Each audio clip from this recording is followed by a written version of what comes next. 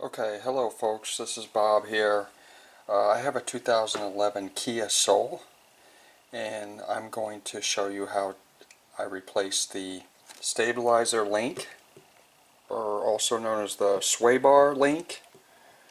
What happens over time is this rubber, basically what you have inside here is a ball joint on each end, and this rubber right here breaks apart. The seal is broken, and inside here is grease, and once that area, this is compromised, the rubber, then you get water in there, sand, dirt, and what happens is the front left or the front right side, you'll get like a, it'll be like a clanking noise. So you can see the part right there. Now this one right here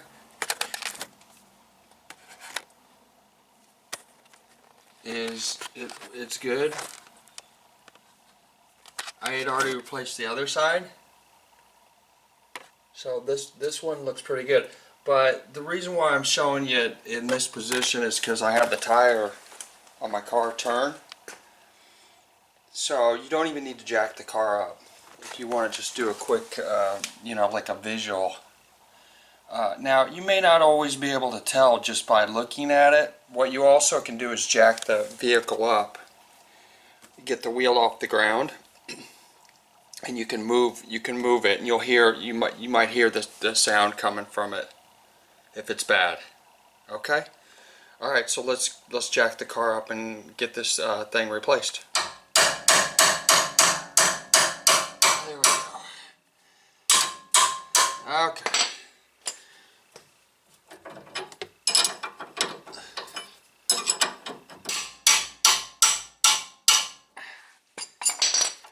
Yep, I caught my finger. That's alright. You never know how bad it's going to bleed till it starts. Okay. So now I got these loose.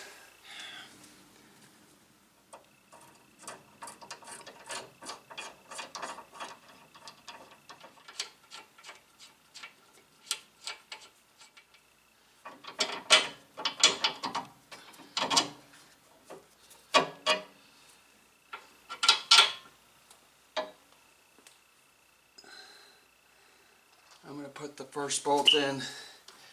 Now I'm using these same bolts because they're nice bolts and they're large.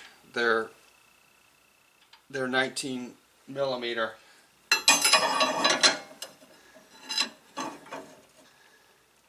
we go.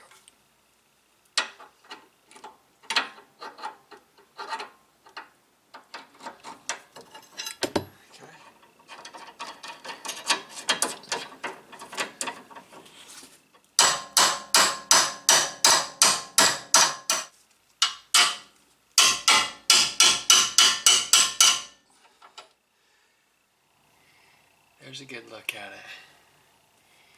And just to show you,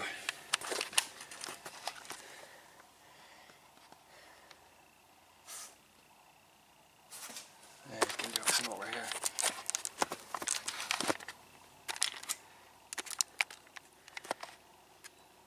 So this bar attaches down here. You can see that bar runs all the way across the car to the other side.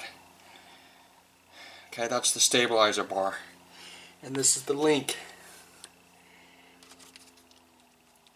These rubber seals go bad.